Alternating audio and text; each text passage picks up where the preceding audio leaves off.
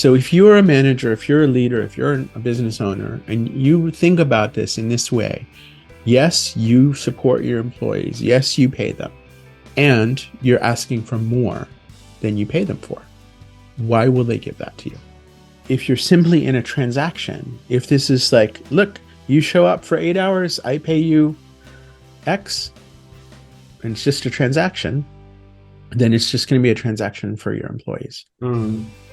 For me, I want way more than that. Trust is an emotion. You want to leave that out? And what the research shows, as you well know, Azim, is that when you leave out frustration and irritation and disappointment and jealousy and despair, when you leave those out, you also leave out joy. So I think a lot of managers perceive employee well-being as a trade-off versus performance. It's like, oh, well, if I focus more on employee well-being, I'm going to have less performance. Own volatility. How do we reduce our own, tyranny of urgency? How do we be less reactive and more intentional? And the answer is by growing emotional intelligence.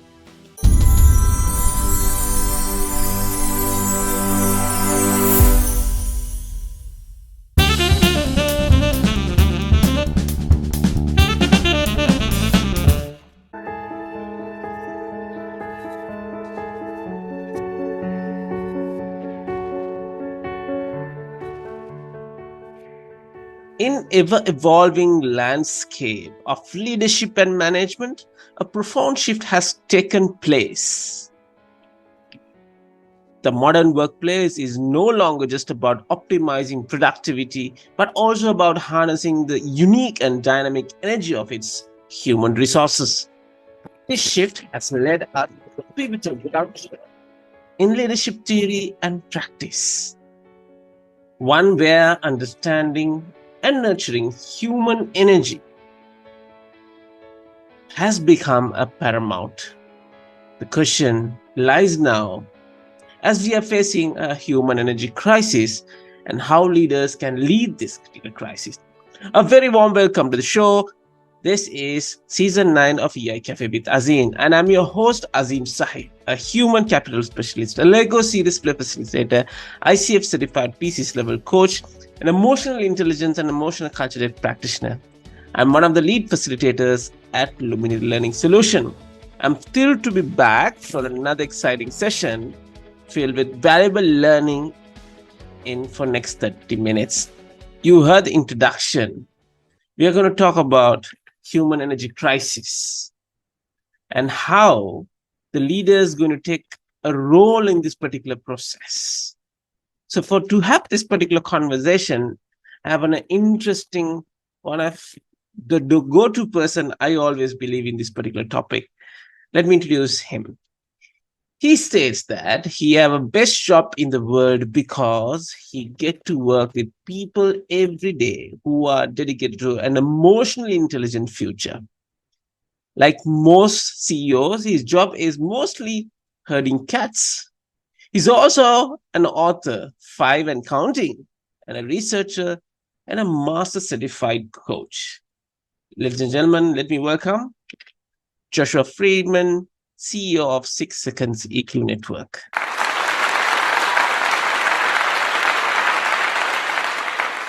Josh, welcome to the cafe. Thank you, Azim. Thank you, everyone. So first and foremost, once again, thank you very much for spending. I know you're just after the webinar. I knew that it's not an easy go back to back, but thank you very much for giving this time slot, 30 minutes of your time, to spread an important message in an important juncture in our life in this particular world. So, Josh, we are going to talk about and it's interesting thought that you have just released a report also, a research report on human energy crisis, which is part of it. So the title we are going to talk about, leading with the existence of human energy crisis, and how an emotional intelligence can be an indicator in this particular process. So I would like to start off with this particular question, because there was a question in today's one of my session: how can human have energy which lead to crisis? How do you want to tackle this particular question? if you were in my position? So I would say in different roles, in different sectors, in different spaces, this will be more or less relevant. If what you want from employees is that they simply show up and kind of do the absolute minimum, you can turn off the podcast, right? This is not going to be interesting to you. If you are in a place where you're saying, I want more than the minimum, I want something, I want my employees to be invested. I want my employees to bring some creativity. I want them to bring some caring. I want them to have a spark. One CEO I worked with said to me, I want to see a bounce in their step. Others have said to me, we really need innovation. Others have said, I need loyalty. Others have said, I need people to actually care about our customers. So Fred Smith, who founded FedEx, described this as discretionary effort. And what he said is, we pay people for a certain amount of effort, but what we need is a greater effort. And that gap between what we pay for and what we actually need is at the discretion of the employee. It's a gift from the employee. And why will somebody give that gift to you? So if you're a manager, if you're a leader, if you're a business owner, and you think about this in this way, yes, you support your employees. Yes, you pay them. And you're asking for more than you pay them for. Why will they give that to you? And if they're not giving that and you need it, what are you going to do? How are you going to change the way you lead and manage? How are you going to change the way you engage?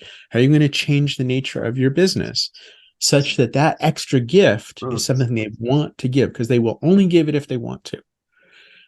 That energy, even the minimum, even just doing the minimum takes some energy. It literally, just like, okay, so I'm going to push the button. Like, that's physical energy, right? I'm going to pick up the phone. That's physical energy. But there's also emotional energy. I'm going to have that conversation. I'm going to go back to that customer and try again. I'm going to go to that colleague who I can see that they're struggling, and I'm going to sit down with them in the lunchroom. That's emotional energy. And, you might just say, well, look, that's their job.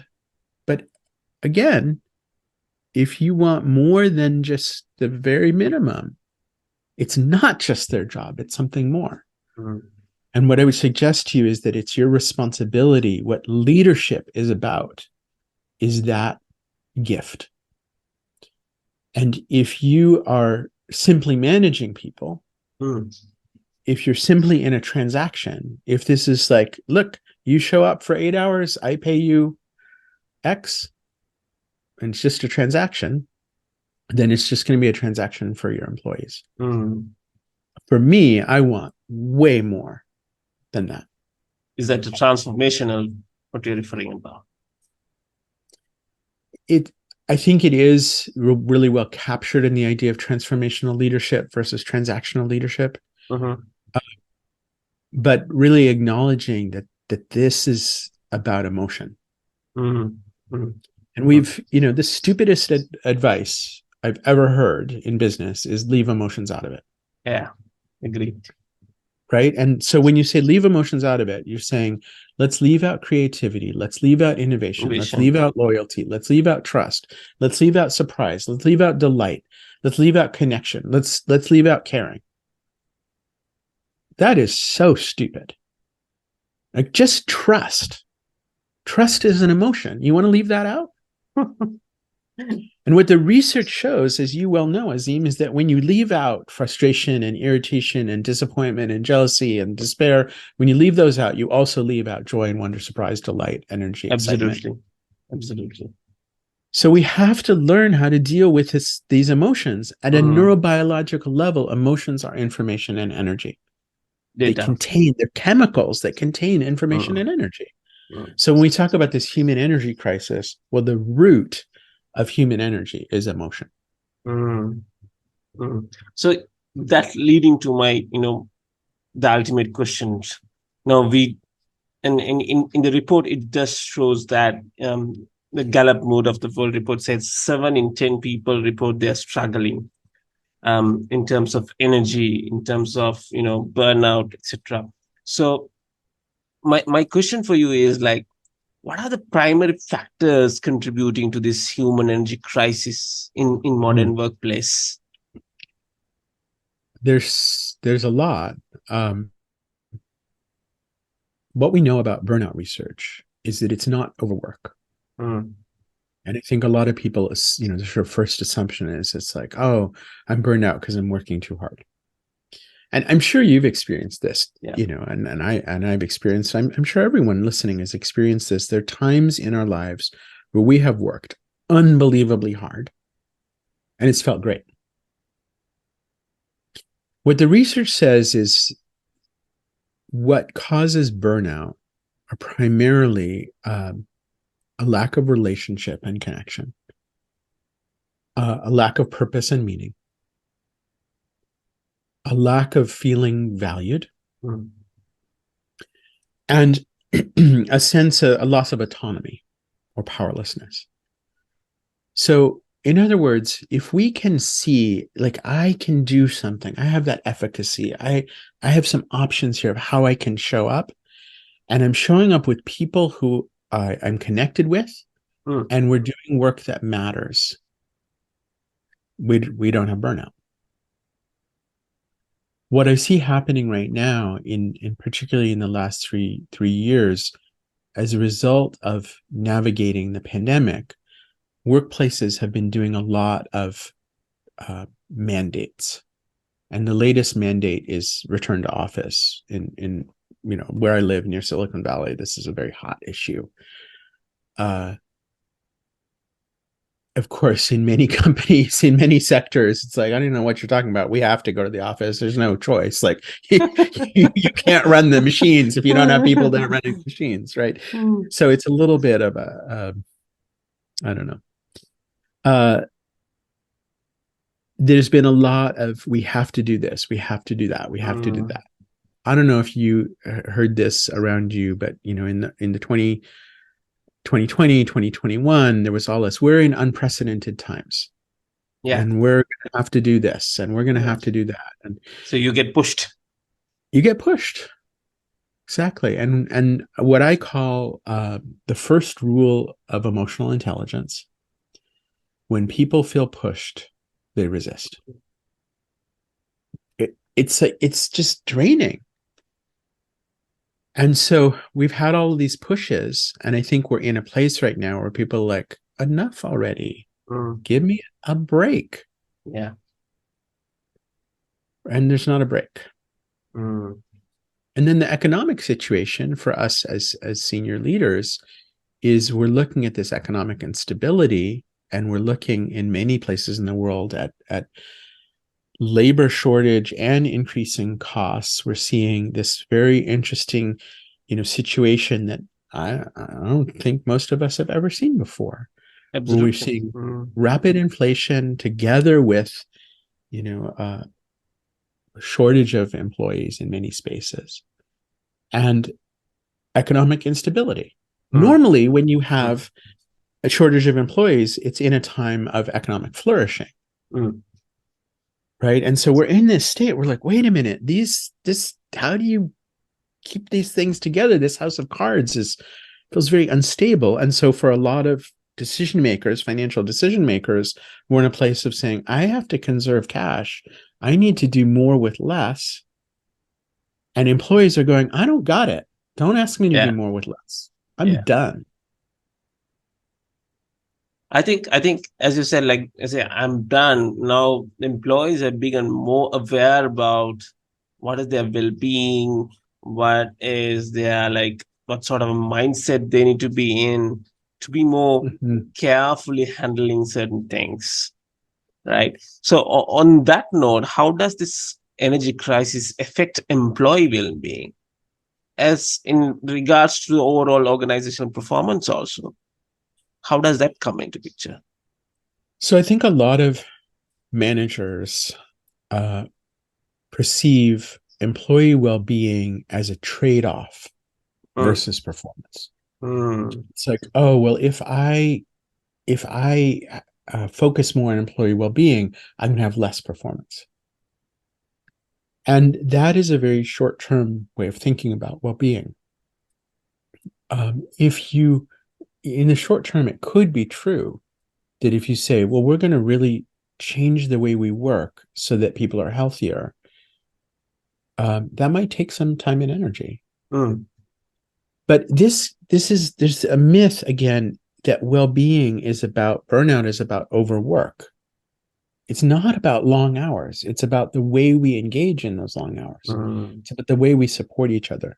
Now, we did a little survey, not scientific, but asking managers, how equipped are you to deal with the challenges that your employees are facing today? You want to take a guess at how many people answered 5 out of 5 on that? Actually, it was, I'll tell you, it's even worse than that. How many answered either 4 or 5 out of that? Lesser than what we think so. 8%. 8%. Not even 10. Not even 10%. So I get that. I mean, I'm not a therapist. I'm not a counselor. I am an emotional intelligence coach, thank goodness. But I, as an employer, I've certainly in the last few years had really tough conversations with my colleagues who are going through a lot. Well, I'm going through a lot, right? And I can feel my own reserves are depleted. And meanwhile, my team members' reserves are depleted and the challenges they're facing. And, my family member is sick and, I don't have childcare and and I can't see my mom because she's and, like just all of the complexities due to the pandemic, but also due to the sort of social turmoil around it. I don't think anybody, like, I think that's right. Like, no, we are not equipped for this. I don't know how to do this. And so what that says to me is, okay, well, maybe we need to learn some new things. And maybe our understanding of what our job is as leaders and managers, maybe it's time for us to upskill in a radically new way. I think that's a way forward. I think like how to keep that particular space and safety environment and how to bring that performance. And that's the way to forward. And just like there was something interesting on the report also. I was just running through it. When you say about the burnout in terms of generations, I saw Gen Zs. Yeah. The data was really alarming. So they have experienced more burnout than the older generation. Why? Yeah. What was the reason? What do you think? I think a lot of it is about social connectedness. We saw in our 2021 research that Gen Z was experiencing tremendous isolation, which, isn't surprising, right? We had all of those lockdowns and shelter in place. And, my own kids, were like left college because they didn't want to be in college online, left university. And one of my kids was stuck at home. It's like, oh, this is really boring. I think that we, particularly in our younger years, that kind of social interaction, we're biologically driven to have social seeking behavior. And so when we disrupt that, that's a big factor. There's a very large, growing emotional crisis around climate anxiety. And the existential threat of a burning planet. And there are a lot of young people who are saying, what the bleep is going on with you old idiots? Why aren't you paying attention to this? And, I think there's a legitimate question. Why aren't we paying attention to this? Why isn't this as big? Why aren't we Mm. paying as much attention to the burning planet as we did to COVID in 2020? Yeah. You know, in 2020, we learned, yeah, the world can stop and Pause and confront the get crisis, right? do the refresh button and get refreshed. Well, and just completely change the way we work Yeah. and live, you know, even for a short time. Mm. So if we could take COVID that seriously, we just had the hottest summer on record in the history of records in North America, or not North America, in the Northern Hemisphere, sorry. In the Northern Hemisphere, the hottest summer in the history of hottest summers. And now what? We're just going to keep going business as usual. So, you know, I think for a lot of young people, they're like, I don't trust anyone over 30. They're idiots. You know, and I have to say, I really understand where that struggle comes from. So if I can't trust the future, I can't trust the adults, and I'm socially isolated. Can And technology also be part of it? yes, Because they are absolutely. very tech savvy. That's what the whole thing is about. And things need to be get done quickly. And, and if it doesn't work on their speed, can that be Well, also and done? sure. And there's a lot of research showing the more time you spend on social media, the more miserable you are. Okay. It's such an irony That because makes like you and sense. I connected on Yeah. social media. That's how we Yeah. why we're here, right? Yeah. And here we are connecting on technology. And I work with people, you know, you were in a webinar with me with people from 40 countries, Okay. right? And it's amazing. And yet it doesn't fuel part of our basic human needs. So I think there's an element of that, of like, we have to change, just like we have to learn to change the way we work in the workplace. We have to change the way we use our phones. We have to change the way we use social media. What I understood so far, the conversation what had is with the experience you gave with the COVID, how the whole world worked in that particular COVID. We are failing to reflect ourselves as human beings or leaders or whatever generation it is. I think they're failing to pause and think about it, what exactly we are doing, where are we running, and that could be the area for that human energy crisis also can lead to it. So on my whiteboard, I have a few notes that have been up there for a while. One of them in a box says the tyranny of urgency. And, you know, as a CEO and as somebody who really likes it when things get done and get done on time, I have a tendency to be like, okay, this has to get done. Let's go, go, go, go, go, go, go. And I have been grappling with myself of like, is this really urgent? What is urgent here? And what isn't? Where is it fine to say to somebody, oh, okay, well, take some more time. What do you need? And where isn't it? And not to just do that as a knee-jerk reaction. So I think it's about, like you said, about being more reflective, about really being more intentional in saying, I'm not going to just do things the way that I've done them before. I'm not going to do things just because it's comfortable for me. I'm not going to do things because it looks a particular way. I'm not going to do things because it's status quo. Yeah. Right? I'm going to be smarter. And I'm going to be smarter about the practical stuff. I'm also going to be smarter about the emotional stuff. So there's one more piece I want to bring in here, which is about AI. And I'm hearing a lot of people, you know, very alarmed about AI. And I think that's for really legitimate reasons. It's exploding, right? Yeah. We're now at the point where AI can write AI. I mean, that's a real shift. It's a breakthrough moment. And what's going to make us relevant as humans?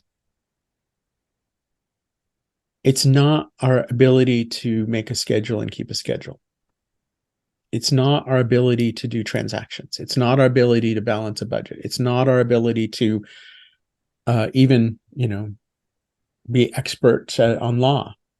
It's not about knowledge. AIs already know more than any human can. You've seen the test scores, like when AIs take law tests, medical tests, they're phenomenally good at that. So what, Azim, what's our next generation? Like what's humans going to be for? What's our contribution going to be in the world? Because it's not, for our parents, it was like, oh, you have to study hard and you have to know this. We've now been eclipsed. There's something else that knows way more than we ever will.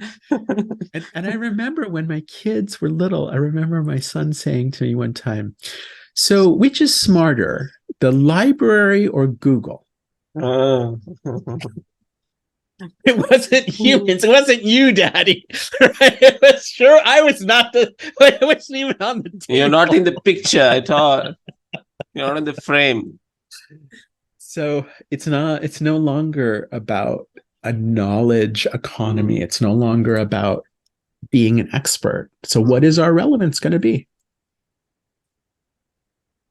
And I mean, maybe it's because of the work that I do, but my answer is our relevance is going to be about the way we connect with each other, about the way we build trust, about the way we create collaboration, the way we connect across boundaries, the way we find new possibilities. And that is all driven by emotion. Fantastic. So, Josh, here's my, framing the question and getting into the latter part of it. Now, what role a leader need to play in this particular human energy crisis, and can emotional intelligence can be an indicator in this particular process? Right.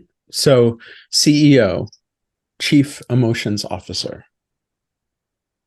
Not executive.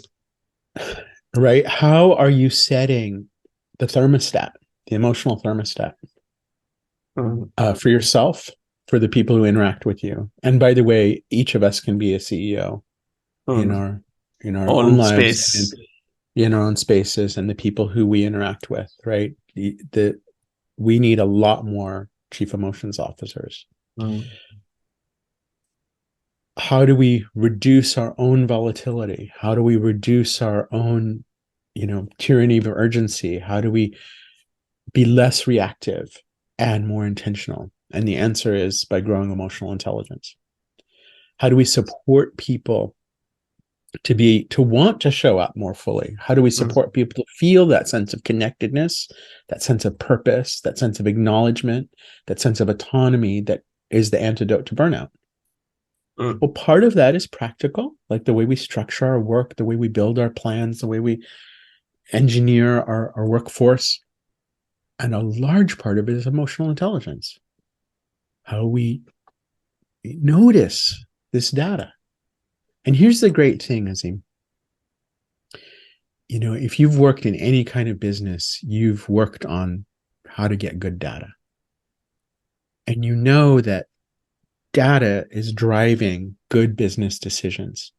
If you look at something like, Lean or Six Sigma or any process reengineering, it's all built on, let's collect more careful data. Let's collect more careful emotional data. How do we do that? By growing emotional intelligence. It's learnable. It's measurable. We can embed it in your systems. We can make it part of everything you do.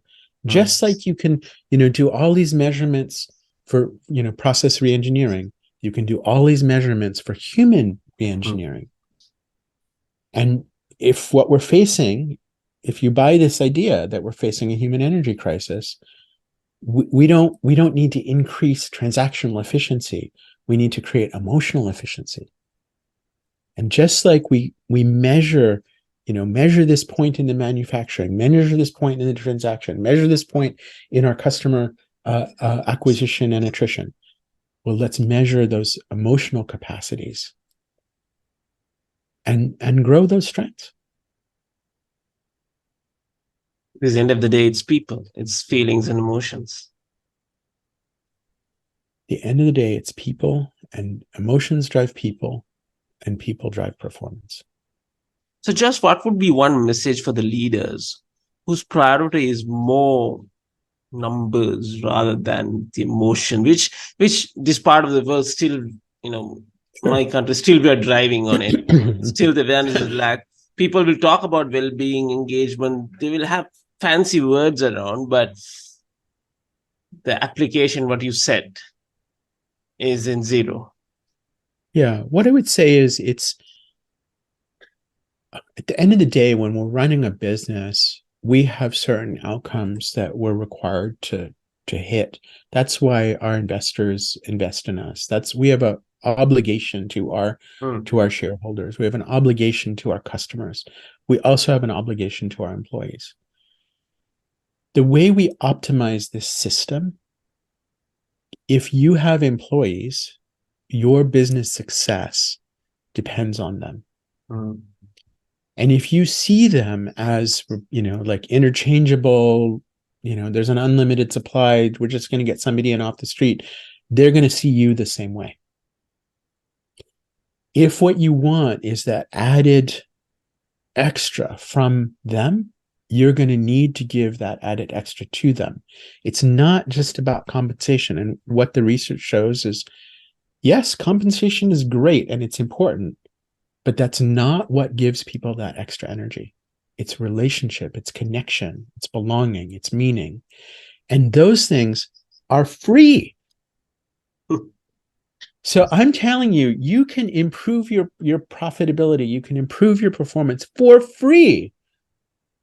You can have the data you need. It's free, but you're going to have to learn how to do it. Exactly. Brilliant. So Josh, I think we have come to the end of our conversation. I know for this particular topic, 30 minutes is not enough. Right. But then again, I think there's a clear message to the audience and the viewers and the leaders out there. We are in an energy crisis. And if you want to get out of it, turn your designation from Chief Executive Officer to Chief Emotional Officer. That's my key takeaway for today. Awesome. I'll just send up some balloons for you on this, because I think that was a great summary. some confetti. Fantastic. Thank you very much, Josh. So ladies and gentlemen, that's the time what we have for today. Please note, we are in an energy crisis situation. It's important to understand, we recognize emotions and spread the word, spread the message of emotion, and it will take care of your performance automatically in return, because we are dealing with people who drives behaviors and performance. So my guest for today is Joshua Freedman. I'm Chief Emotional Officer of 6 Seconds EQ Network. Josh, thank you very much for joining in for today's session. And I know it's a very short one, but you have given crisp, important message to us, to the whole world. We are on an emergency situation. We are on a crisis situation, and how leaders need to take about. You can get connected to Josh with his social media network. He's very active on LinkedIn, amazing titles and amazing sharing done. And of course, you're going to log on to www.6seconds.org for more information and explore one of the services and products he offers. At the same time, I'll be sharing the report of which is published today with regard to this particular whole topic we were talking about. That is State of the Heart 2023 report. So with that note, Josh, thank you very much for your valuable time spent in the cafe and inspiring our people to become Chief Emotional Officers. Thank you for having me today, and thank you everyone for listening. Thank you for tuning in to this podcast of EI Cafe with Azim. We sure do hope you enjoyed it, and if you have any questions, please do reach out. If you haven't done so already, make sure you subscribe to the show that is available on all major podcast platforms, so you're notified when a new episode is posted. Please rate, review, and leave a comment and share it with your friends. Thank you so much for listening, and we hope you're leaving with some great insights that can help you in your daily life. Follow Azim on social media and do write to us on topics and experts you'd like to hear from, and we will try to get them on board. Goodbye for now, until we meet again on another episode of EI Cafe with Azim.